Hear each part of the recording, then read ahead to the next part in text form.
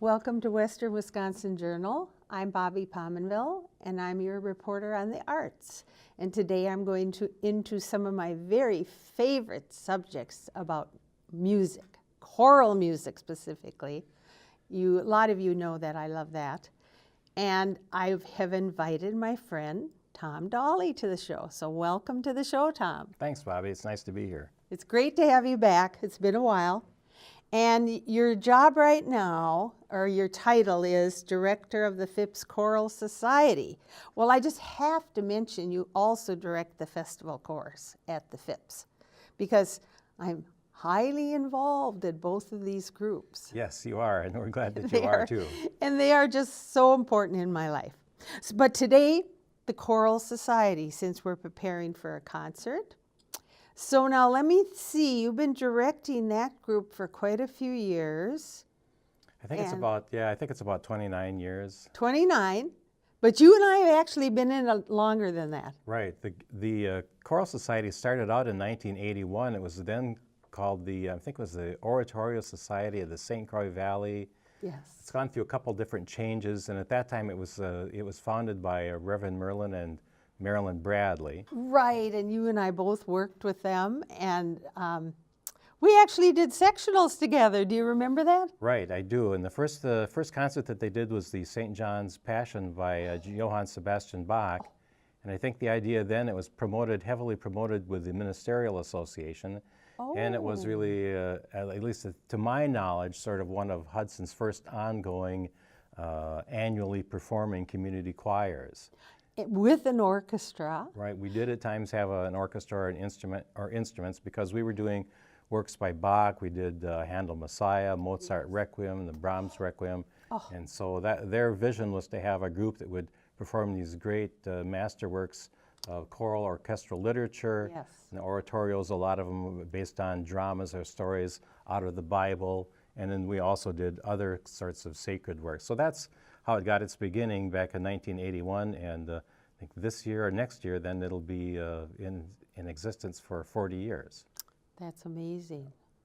That's amazing. And you know, the years went by as I was teaching, and there was no choir around that would perform those kind of works that I loved and had a little experience with at college, like you, I'm sure.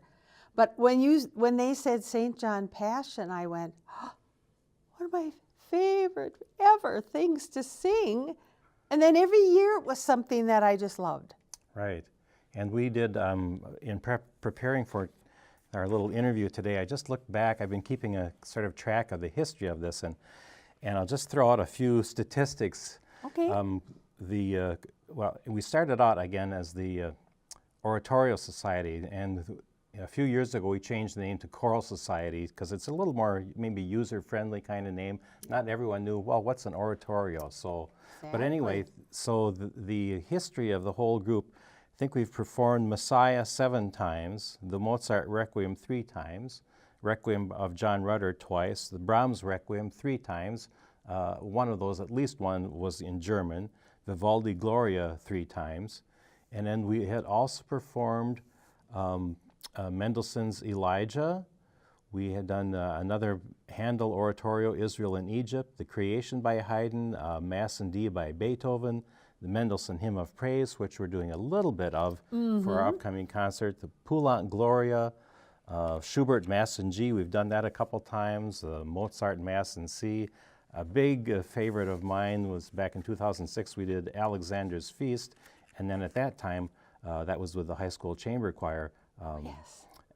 And then we also did Haydn Theresienmesse, another few more pieces by Handel, but all of these great works for chorus and orchestra. And then from year to year, we do something different, as we're doing this year. This year is very different, and it's quite innovative that you have put this one together. So, and that's a great background. Thank you for that. So tell us, how did you decide on this year's theme? Well, we try to find some programming that's going to be a little bit different and maybe stretch ourselves. And we can only do some of this larger repertoire so many times or repeat it so often before, we've kind of done that. Is there something else we can do?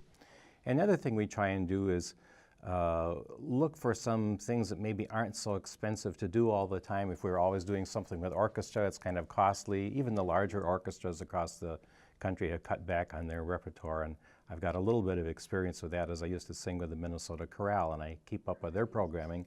Right. And the Minnesota Orchestra and St. Paul Chamber Orchestra just doesn't do as much of those large works because they are more expensive with soloists. Yes. So in the interest of some fiscal frugality, we sometimes will do something different. So this year we're not using an orchestra with this, but we're at the Phipps and we're using a piano accompaniment. And I had seen for some time in a book that John Rutter had published, he has put together probably about 30 choruses from opera into a book. Well, we weren't going to do all 30 of those, so I got the book and I went through that to see what of this literature, first of all, is one, going to be familiar to our audience and our singers, and two, something that our community chorus, our oratorio, or rather choral society can do. So I found this music, and of course it's music for chorus. And in the opera, in the sometimes whimsical or fantastical sort of tales, there are interesting things for the chorus to do. And of course some of the operas are based upon some serious literature as well.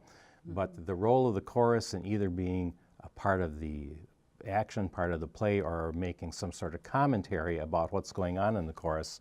And so there are great things to do. I think, and I just heard it on the radio this morning, there was I think it was a Cincinnati Pops was doing an orchestral version of the triumphal scene from Aida, which was by Giuseppe Verdi. Verdi wrote this for the opening of the Opera House in Cairo, Egypt. And so, of course, he used a tale or a saga that came out of Egypt. And this triumphal scene is part of the prelude or part of the conclusion of Act 2. And to put a little finer point on it, there's a big triumphal march or scene because the Egyptian army has come back from defeating the Ethiopians. And then there's romantic entanglements because there's an Ethiopian slave girl who is in love with a prince of Egypt, but someone else is in love with the prince, and so there's this love competition here. But this Grand March from Aida is something that everyone knows, and it was something that I thought, oh, we have to do this because everyone's going to know this, and it's a great big sing. And that's what I had advertised this at, is we're going to do numbers that are big sings, full voiced choruses, to sort of break the blues of winter. And of course, with all of the snow that we've had and our long winter, this has been the perfect programming. So that's one example. And I can tell you just briefly about some of the others if you wish. Yes, I do want to hear because that's my next question. Okay, so we please go on. Started off with this piece by Verdi. Brindisi is by Verdi also. It's from his opera La Traviata, and basically Brindisi is a drinking song. And it's a duet, and then the chorus comes in, and I think everyone will know this as well. And again, we are singing, I should point out, we are singing the Verdi because the text is so long and the tempos can be a little bit faster. So we're doing the English translation on that. The Brindisi is a little bit more subdued, not so much text for the chorus because they sort of do the refrains. So we're singing that in the Italian that it was written in. Oh, yes. And then another one by Verdi. Verdi is a very popular composer. Oh, yes. Nabucco, the chorus of the Hebrew slaves. And the interesting thing about this Verdi is that it sort of became the national anthem for Italy's independence from, and I'm drawing a blank here, but it became sort of a national anthem for them, this song. Right. But it's the chorus of the Hebrew slaves. And interestingly enough, when I sent out listening examples to the chorus, the one that I found on YouTube is of the Metropolitan Opera Chorus doing this. And they sing through, and it's just wonderful, and they're all on these stones and this where they're working, and they sing it very deadpan. And I didn't notice for a couple of weeks, but they sing it twice because the audience in the performance that was being taped demanded at that point an encore. Oh, and I thought, well, that's yes. perfect. It fits right in with our theme of these opera oratorio choruses and encores, things that are so popular. Yes. And so that is the chorus of the Hebrew slaves. And then we are also doing a couple of, we're doing the humming chorus from Madama Butterfly by Giacomo Puccini. And the Italian in that is very easy because it's all, as the title suggests, it's all humming. And when Puccini first saw the play, and I forget who the play was written by, but when he saw this in its just stage form, he was so struck with the silence that comes at a particular poignant, soon-to-be tragic part of the opera. And he thought, how can I recreate the tension-filled silence that I saw on stage? Yes. And so when he wrote this humming chorus, and it's just for the tenors and sopranos, and but it's a very lovely piece. And I should also say that during the concert, we'll give the context to each of these. We'll kind of set the stage with, I don't want to say narration, but we'll have a little context setting so people can have a better idea of how these pieces all come to play in the operas. Right. And then we've got two that we're taking from American composers. One by Aaron Copland. He wrote an opera called The Tenderland, and we're doing a piece from that called The Promise of Living. Yes. And that is set in the Midwest or in the prairies, and it's about I think taking place during the Dust Bowl age and the struggle that the families are going through there to make a living. And then we're also doing from a piece by Leonard Bernstein, which is Make Our Garden Grow, and it's from the musical Candide, which was based upon a novel by Voltaire. And it's just a huge, huge chorus, and there's some solos and a small ensemble. These people at the end of the opera kind of all, it's just amazing. They all get back together, but the opera and the story goes on with many different twists and turns. And finally at the end they say, you know, we've made some mistakes, but we'll do our best now. We'll chop our wood, we'll make our garden grow. Yes. And it's just a huge ending to that. So I'm looking forward to doing that again, another full-voiced chorus, sort of a chance to really let our reins drop a little bit and sing out. In the sort of our traditional oratorio and sacred literature, a lot of it's kind of serious, or it can be. There are joyful moments, but I thought we need to do something that's a little bit more, gives us a chance to express ourselves. So that's the sort of the rundown on what we're doing from the opera repertoire. Now, you know, how many people are singing in the chorus this year? So we did an online sign-up for the first time, and everyone who signed up showed up to sing, and we had a few walk-ins too, but that really worked well, and it was good to kind of get people notified about what we were doing. So we have 50 people singing, and that's a little higher than what we would usually have. So I'm glad to see that they're interested in doing something. So we have 50 people in the chorus, and then we're using piano accompaniment. And I can say on the Aida too, it's known for an interlude that uses trumpets and orchestra, and so we'll have 4 trumpets on that. Oh, lovely. Yeah, that'll so it be just a nice adds, addition. that'll add some color and some fanfare to that triumphant scene. And then we will also be doing 2 pieces from, let's say, the standard oratorio literature. Right. And I suppose it might almost be sacrilege if we didn't sing the Hallelujah chorus. Oh, yes. Everyone knows that from Handel's Messiah, and so I thought, well, some people will come up afterwards and say, why didn't you sing the Hallelujah chorus? So we're programming it, and we're singing it, but I think we're probably going to sing that one first. Really? And that gets us into the spirit of these big choruses. Yes. And then our attention can divert from that instead of waiting for the end to sing that, and then we can explore some of this other great literature. So, and of course, Messiah, I think, is the oratorio that most people think of, and the Hallelujah chorus is probably the most famous out of that. So we're going to start with that, and then move on from there. And people love it. So what a great starter. And then the other piece of music from the oratorio genre is we're going to do an excerpt from Mendelssohn's Hymn of Praise. Now, Mendelssohn wrote the Hymn of Praise for get this now, the 400th anniversary of the invention of movable type. by a gentleman named Gutenberg. Oh, my word. And that was written 180 years ago, and it's a symphony, much maybe you could compare it to Beethoven's Ninth. There are 3 movements of it that are just for the orchestra. Well, we're not doing those. Right. And then the last movement is a combination of solos, duets, and choruses, and we're not doing all of that either. But we are doing the concluding chorus, and also I should say that within Mendelssohn's Hymn of Praise, as in some of his other works, he was the first one to really start to revitalize and recognize the music of J.S. Bach.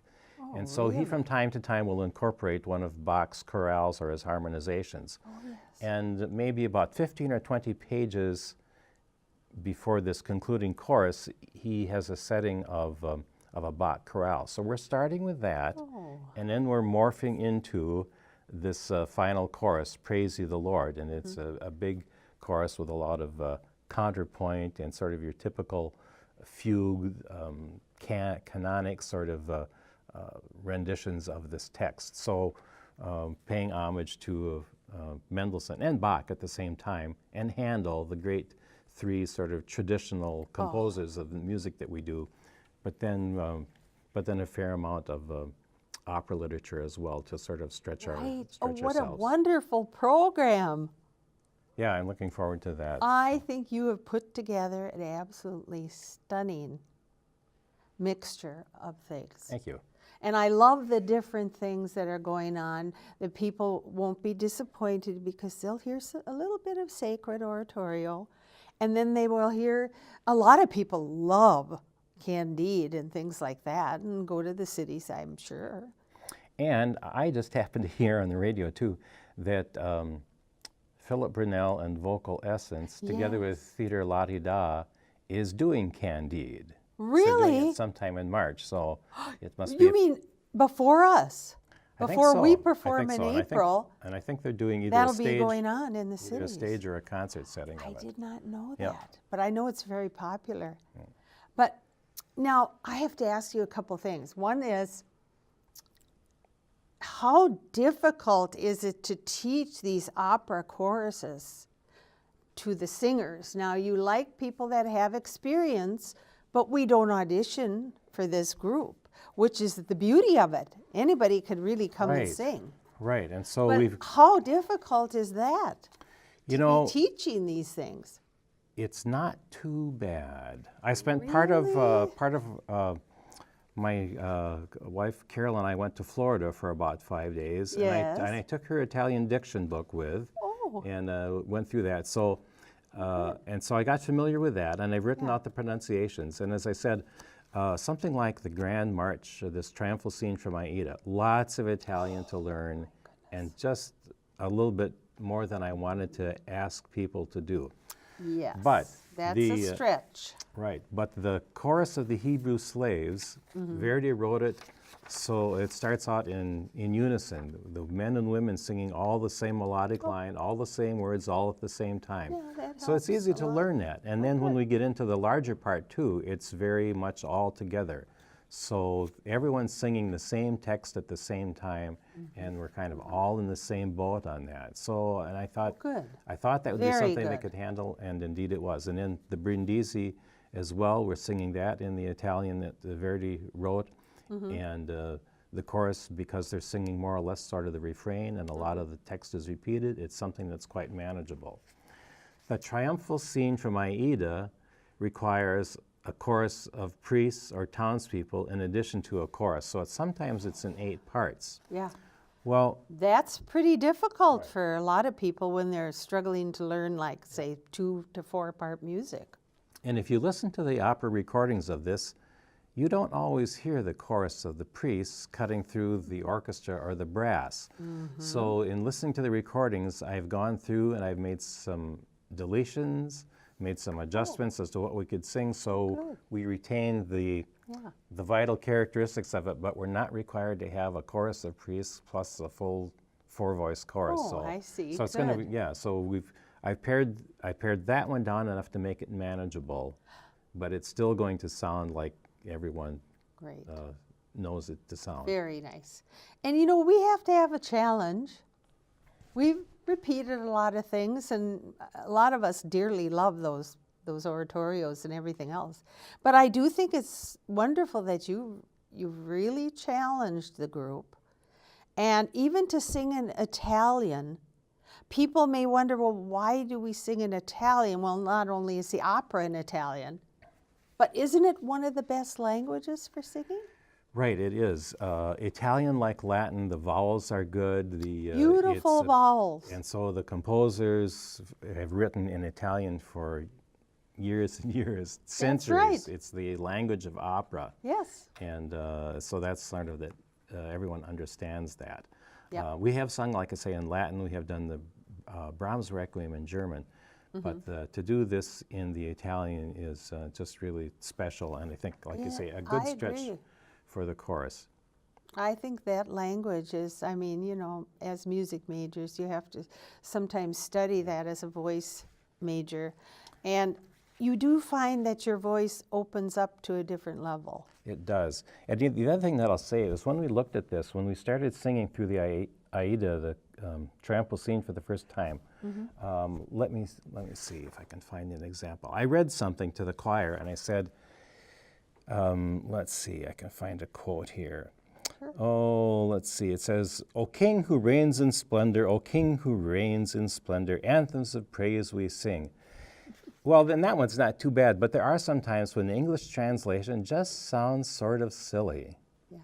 And if we can sing it, and we sing it in the original Italian, it does sort of, it elevates the text, it elevates the meaning, and we're not just sort of singing English words that are kind of made to fit it, which maybe sound silly sometimes. Right. But we are singing these larger ideas about these larger moments in time that the composer had in mind when he said it. So I think it works to use that original language. It's just like, I think when we do, some of the other sacred works we've done have been in Latin. And Yes. There are very singable editions of the liturgy of the church that aren't in Latin, that are in English. But Latin has always been, in looking at those sacred works, has always been the language of the church. And it elevates it to another level. Yes. It, if you will, elevates it towards heaven rather than sort of our common language down here on earth. My. And I think it adds that sort of that level of majesty and awe to it, that if we were just to sing an English translation, it would seem just more common than what this music really represents. Yes. So I like to If do you that. think about the really good choirs, and you and I talk about that a lot, and the things you've heard, and then you think about the way people sing in our Americanized vowels. And it's one of the banes of a director to have that type of thing going on, where we're singing these horrible vowels and these twangy things. Right. And I know it happens a lot when you're teaching children, and even up. But I mean, when you go to hear choirs, you want to hear pure vowels. Right, and we like to have unity of vowels, unity of pitch and rhythms and all those things. That's exactly right. And That's as our goal. As I was saying to the choir last week, they're involved in a multi tasking sort of effort, because they have Yes. to sing pitches, Yes. rhythms, the right vowel color, the right placement of the vowels, and all that stuff to create a unified sound. And it's not so much for the beauty of the unified sound, but if you've got all those other things in the way and distracting from what the music's trying to communicate, well, then you're not doing sort of a good service to either the composer of the music or the author of the text. That's right. So we got to get all that stuff cleaned up so that the music on its own is there for us to appreciate. Yeah, I totally And agree. they're doing a good job of it. And Yes. so I'm enjoying our rehearsals. And I just, you know, the first rehearsal when we were attempting to read through a couple of those things with so many different lines of music, like Candide and that, and it was like, wow, where's the soprano line? And it's always on the top, but there's one section where it doesn't, It's not on the top because you've got soloists as well as chorus. Right, there's a 5 or 6 person ensemble there, and so that has been part of the challenge is finding a roadmap here, and of the parts that are solos and the parts of the chorus is mapping all that out and making those Right. notes, and then getting familiar with it so that you feel like it's become a part of you. Yeah, I agree with you. But I just had to bring that up because, I don't know, it's something that, well, when you study voice, you have to talk about those things and you have to learn about it. Well, have we missed anything? Because I really enjoy talking to you. Let's see, I think we haven't talked enough yet about when the concert is. Yes, we do need to talk about the details. And we've been doing this on Palm Sunday for the last few years, and that seems to work Yes. out well, and sometimes it's earlier in the year, sometimes later, but this year, It's Palm late. Sunday is April 14th. And so it's April 14th, 2 p.m. at the Phipps Center, and it's in the main theater. Right. And I think the ticket prices are $22 For adults. for adults, and 15 for students, I think, according to the magazine. yes, Marquee. that's right. That's right. 15, here it is. Yeah, and so those are available. People can get tickets either by calling the box office, or they can go online to the Phipps website, thephips.org, and they can get tickets there. Yes. And we And, can put that information on the screen too. That'll be great if we So can we'll do that. And I do want to mention this. You can get discounts if you purchase season tickets, like say 3 concerts or theater or whatever. Right. Or 5 or 7. I believe Yeah. that's the way it's broken And down. it is getting to be towards the end of the season, but It there are is. still events. I know the Charitable Sisterhood of the Church of Victory or something like that is opening soon. Oh, There's dance concerts. There's some other children's theater events. Yes. There's an organ concert this Sunday, and I don't know which would be March 10th. And again, we're looking at snow. Oh, So I don't know if that another will weekend of snow. Oh, but there are, if people wanted to get a little discount and see what else is on the Phipps calendar, they could sure do that. There's other things, Yeah. yeah. I mean, of course, I love music, but I also love the drama down there. And I do go to the dance theater every once in a while. Yeah, we have We have an excellent, well-rounded group of arts there. Yes. And I really cannot end this before I say that the art galleries are also a favorite of mine. Right. So at intermission or before the concert, you can visit that. So I want to promote that too. Yeah, there will be a lot to see there, and maybe by the time Palm Sunday comes around, we'll see some green grass, or we'll see less snow, and the ice will be gone, and there'll be some things to do. Yes, I do think it'll be a nice time in the spring, and it's usually a pretty good day. I just wanted to put in a plug for our accompanist, Heather Tank. Yes. She's been with us several years now, Right. and she certainly does a wonderful job for us, very accomplished. Yeah, I just enjoy working with her, and she is able to plays our parts, plays the accompaniment, sticks She's with amazing. us, and knows where we're at. And then she will be accompanying during the concert as well. Not sometimes, of course, when we use an orchestra, Right. she's just the rehearsal accompanist. Right. But I used to sort of be a little bit apologetic about having to use just piano. But because of the capital campaign that the Phipps completed a few years ago, yes. we've got a 9-foot Steinway, and that can just put out a glorious sound. Yes. And there isn't much lacking from the piano as a replacement to the orchestra when agree. you've got that beautiful piano. So I agree with you. It's a wonderful instrument. We're very fortunate we now have that beautiful piano. And it would be really hard to program this kind of a concert with different orchestral members Well, because there's so many different sections and different sounds. Right, because a lot of the music that we've done, the oratorio, in that oratorio genre, if it's Bach or Handel, it uses a smaller orchestra, strings and harpsichord, maybe a flute or a couple double reeds. But by the time we're getting to these Verdi operas, we're using a full orchestra Yes. and maybe additional instruments that might That's be right. called for, because I'm sure there's some special instruments.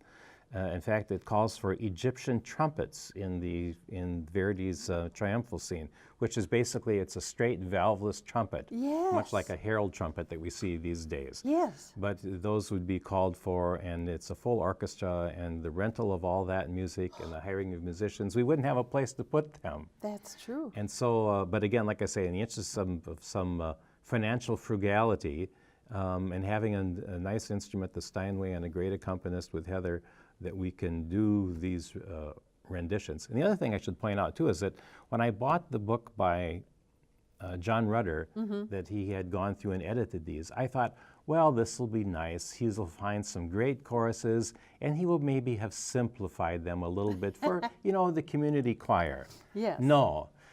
He has cleaned up some of the Really? orchestral writings, some of the piano reductions, but by and large, note for note, his additions are all of the original music. So Wow. this hasn't been dumbed down at all. So No. I had to do a little bit of, like I say, road mapping through AIDA just to accommodate that they were using double choruses. Yes, But definitely. these are the choruses will be performed as written by these opera composers, even with Rudder's arrangements. Like I say, these are they're not dumbed down. So that was a challenge then Oh, to find yes. again some that were singable and also familiar. But I think it's good, like we have talked about, in stretching the group into what they can do. Yes, I do too. And I think we've attracted quite a few new members, We have, singers, yep. and I think everything is really going well. We're on track if only the weather We will are. cooperate. Now if we can get the weather. Because, you know, it's been one of those winters that we just haven't had for years. Right, and I maybe jinxed it when I said that they should come out because the blues and the doldrums of winter are going to hit them. So come February, when they start rehearsals, they'll want to come out and do something different, and Yes, we've had it. we certainly have. But we have great time on Sunday afternoons at our rehearsals, and Oh, there's sunshine yes. there. Great thing to go and sing for 2.5 hours and enjoy that. So thank you for coming today. Welcome, thanks for inviting It's been a me. lot of fun talking about this. I want to remind the audience that it's April 14th, 2 p.m. at the Phipps. It's called Opera and Oratorio Encores, and it will be on the main stage at the Phipps. So we hope you get your tickets. We hope you come. Even if you come last minute, you're welcome to be there. We have big enough theater that I think we can accommodate you. So thank you for watching this show today. I hope you've enjoyed it.